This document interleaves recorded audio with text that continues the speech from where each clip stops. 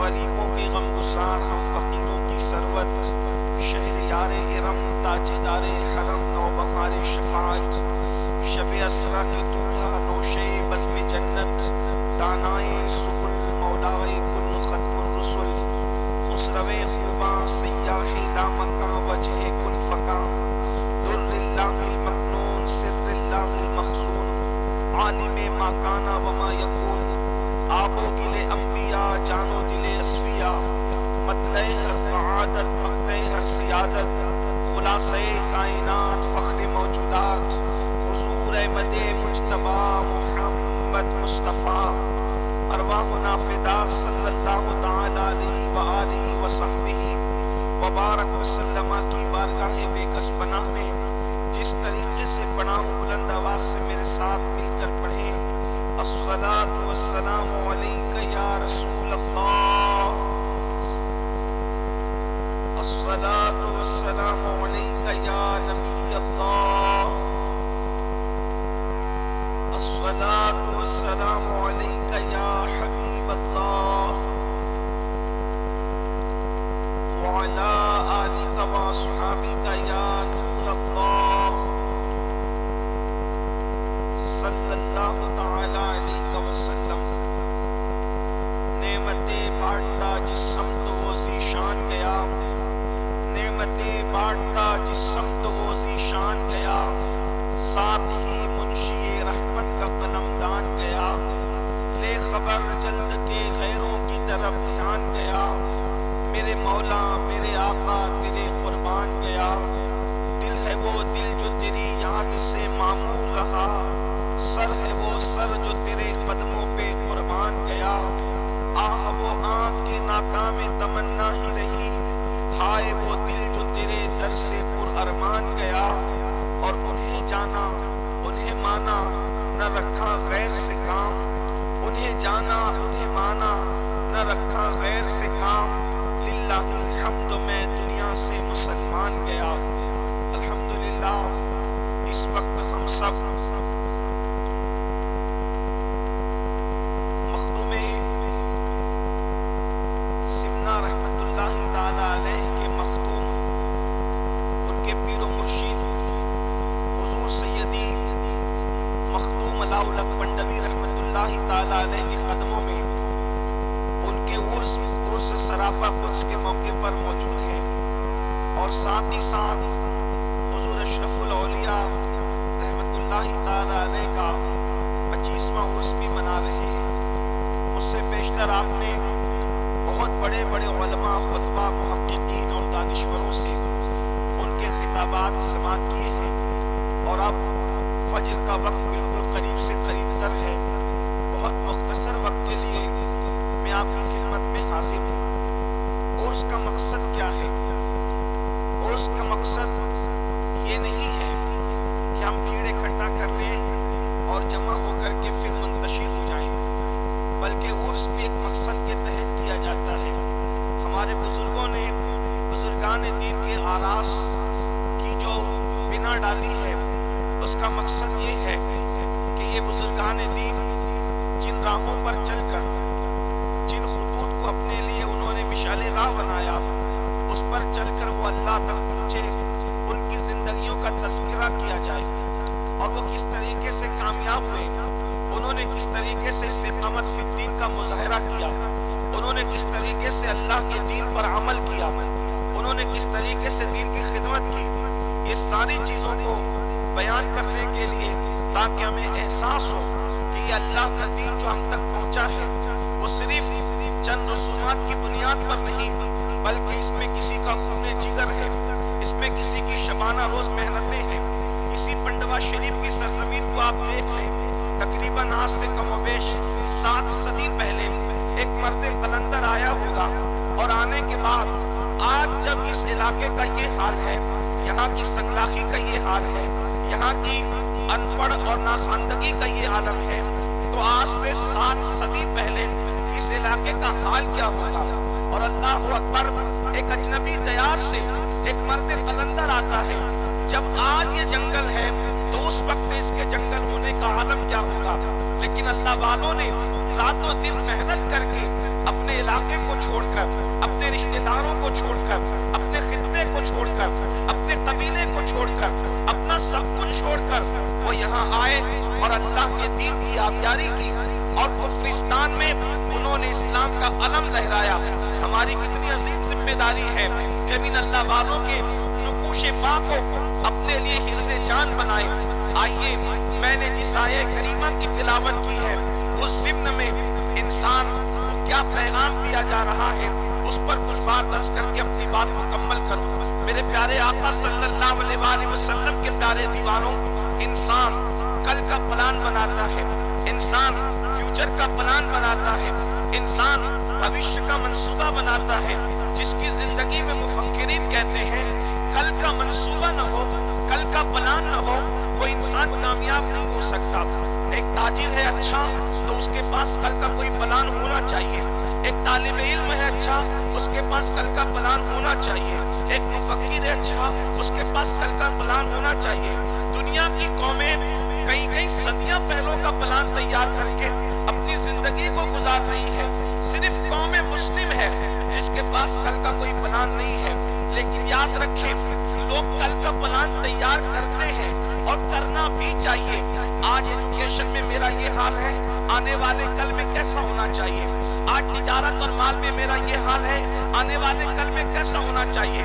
لیکن ایک بات آپ سے عرض کرنا چاہتا ہوں، کل کا پلان تیار کرنے والوں، فیوچر کا پلان تیار کرنے والوں، زندگی میں کل کبھی نہیں آتا، زندگی میں ہمیشہ کل آج بن کر کے آتا ہے۔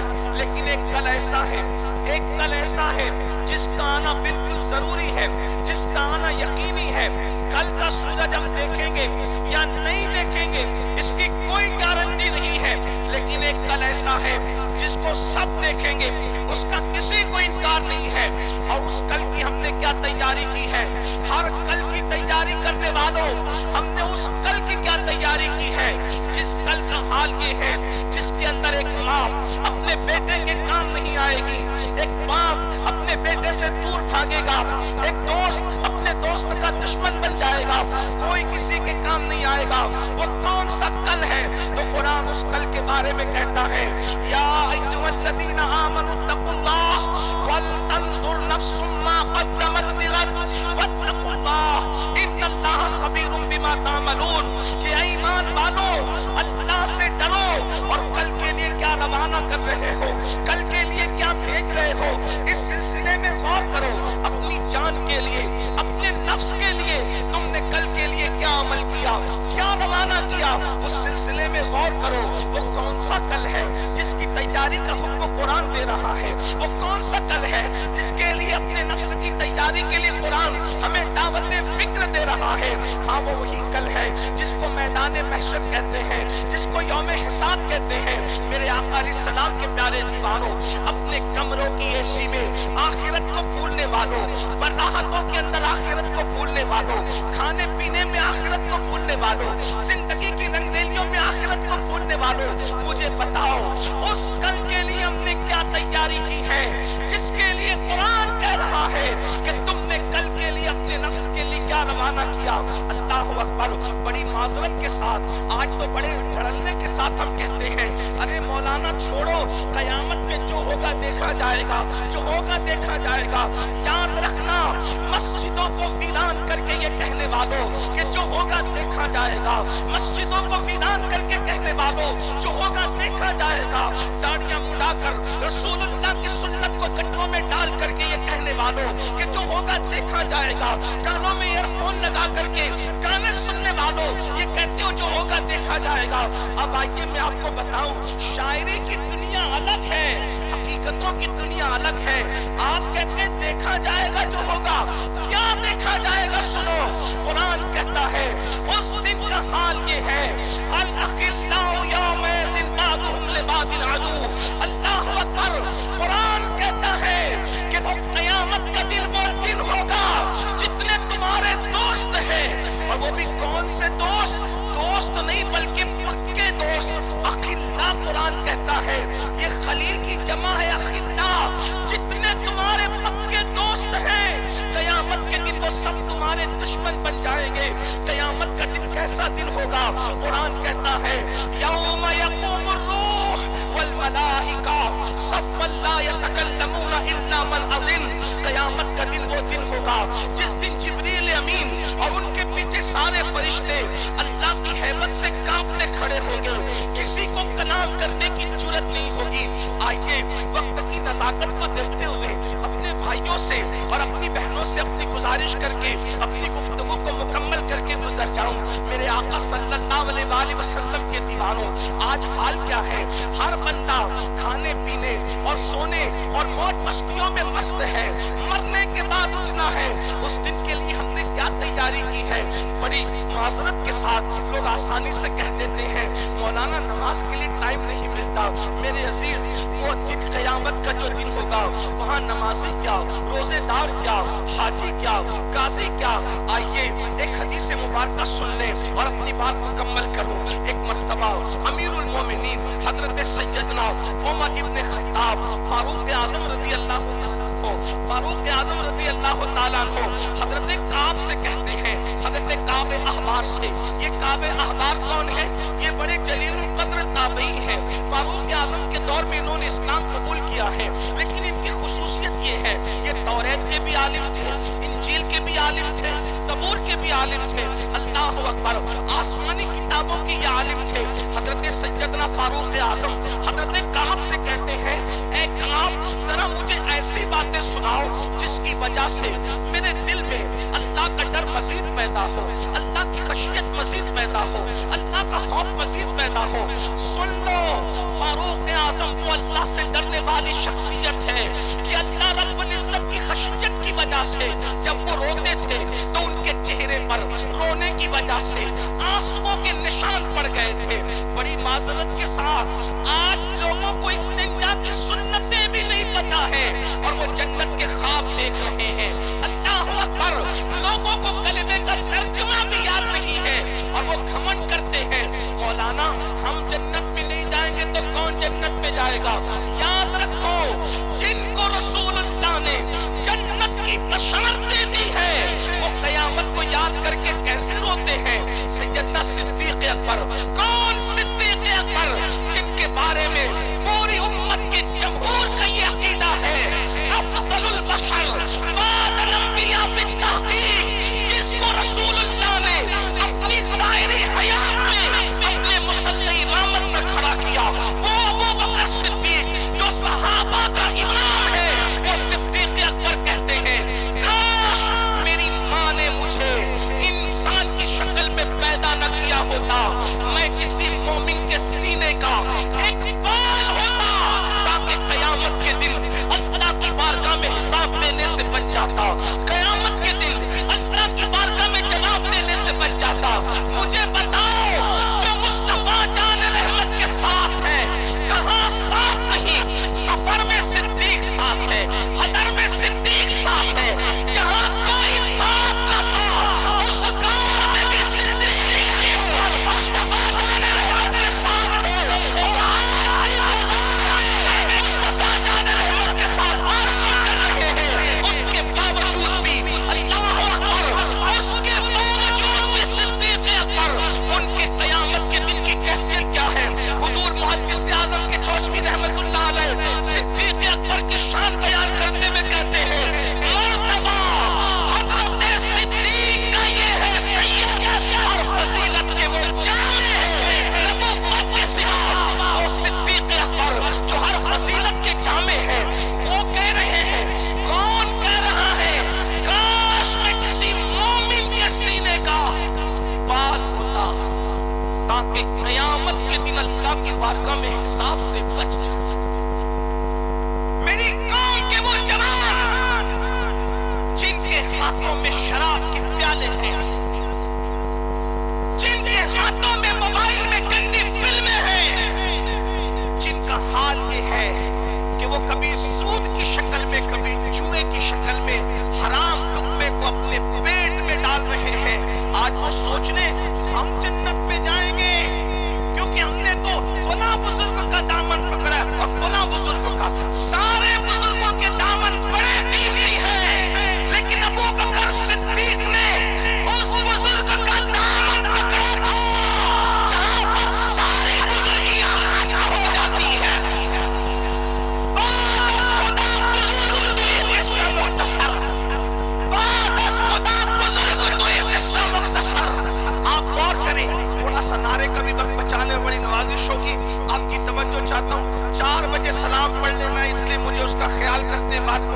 नहीं करना है। तवज्जो फरमाए, आप सुन रही है, आपकी बड़ी नवाजिश है, लेकिन सुनो अपने बुजुर्गों का खौफ, अपने बुजुर्गों की खशियत, अपने बुजुर्गों की फिक्र आखिरत। अल्लाह अकबर।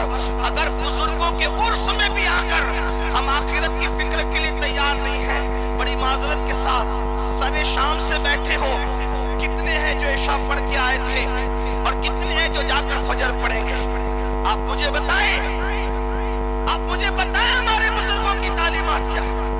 हमने अपने बुजुर्गों की तालीमात को फरामोश किया। पीर का दामन तो पकड़ा है, लेकिन पीर का किरदार नहीं पकड़ा। यहाँ पर हुजूर अशरफुल उलमा के देखने वाले बैठे हुए हैं। मैंने अपने बड़ों से, अपने कायद, अपने अमीर से और उन्हीं के साथ हुजूर रईसुल मुफस्सिरीन से सुना। हुजूर रईसुल मुफस्सिरीन अभी भी हयात है, फरमाते हैं मैंने अपनी जिंदगी में दो बुजुर्गों को मस्जिद से मोहब्बत करते देखा और जमात की पाबंदी के साथ नमाज पढ़ते देखा। उनमें से एक हुजूर मुफ्ती आजम है और दूसरे हुजूर अशरफुल उलमा की जात है। हमने अपने बुजुर्गों को कितना आइडियल बनाया। याद रखना, हम जलसों में हजारों की तादाद पर खुश नहीं है। हम शुक्र जरूर करते हैं कि कौम सुनने को आ रही है, लेकिन हमारे दिल ठंडे नहीं होते उस वक्त तक कि सुनने के लिए कौम जमा हो रही है, मगर अमल करने के लिए कौम जमा नहीं हो रही है। उस वक्त तक हमारे कलेजे ठंडे नहीं होंगे। जितनी तादाद में सुनने के लिए आते हो, उतनी तादाद में अमल करने के लिए जब तक नहीं आओगे, उस वक्त तक इनकलाब बर्पा नहीं होगा। ये कयामत की निशानियों में से एक निशानी है, ये कयामत की निशानियों में से एक निशानी है। मेरे आका अलैहिस्सलाम ने फरमाया, लोग दीन सुनने तो आएंगे, दीन पर अमल करने नहीं आएंगे। दीन की बातें लोग रस्मी तौर पे करेंगे, रस्मी तौर पे दीन की बात न करो। अल्लाह के बंदो, अपनी जिंदगियां बदल करके जाओ। हमारे बुजुर्गों ने फरमाया, तवज्जो करें, हुजूर अलाउल पंडवी रहमतुल्लाहि ताला अलैह जब किसी पे नजर डाल देते थे तो वो बदल जाता था। यही है, नजर डाल देते थे तो बदल जाता था। अब सरकार अलाउल पंडवी के उर्स में आकर घंटों खड़े रहकर अगर बदल के नहीं जा रहे हो तो मतलब ये है कि उन्होंने नजर नहीं डाली। अगर वो नजर डाल देते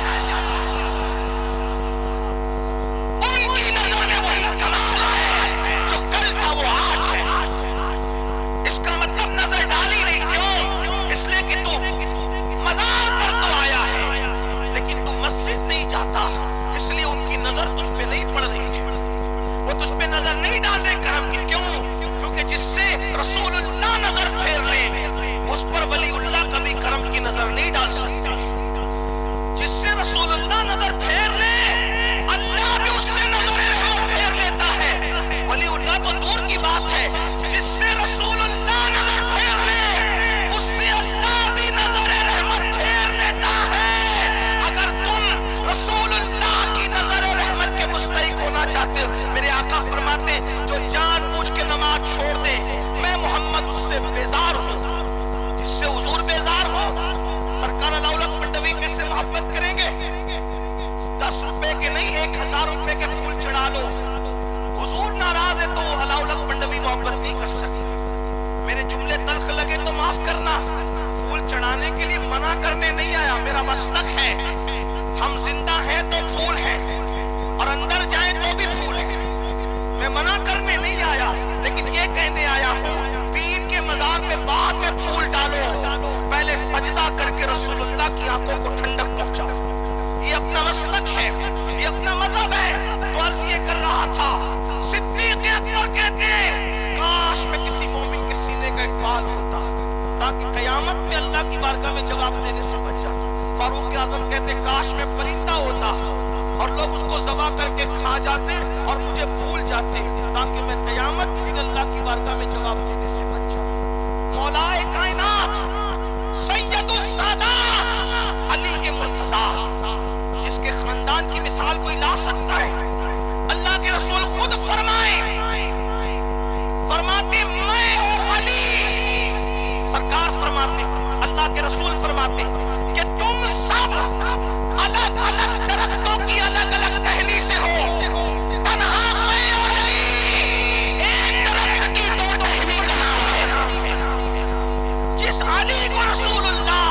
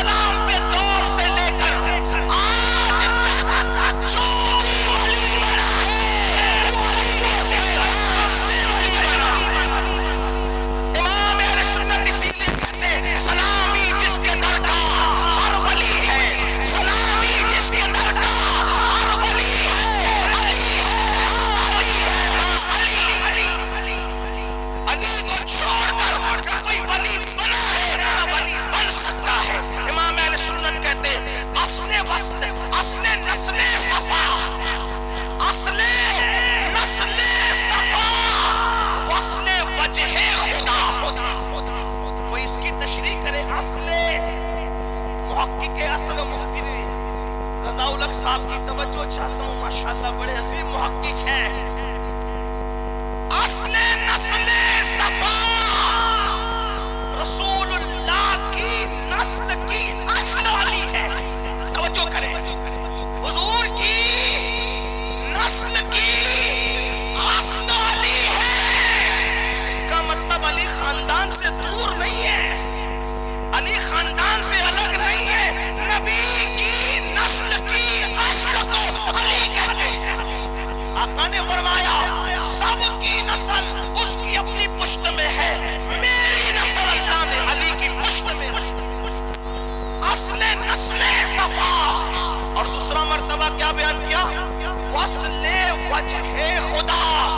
یعنی کتنی بھی عبادتیں کر لے، اگر دل میں علی کا بغض ہے تو خدا کا وصل نصیب نہیں ہو سکتا. علی کا بغض کتنی عبادتیں کر لے، وصل نہیں نصیب ہو سکتا. کیسے ہوگا؟ جب تک علی کو نہ پکڑے.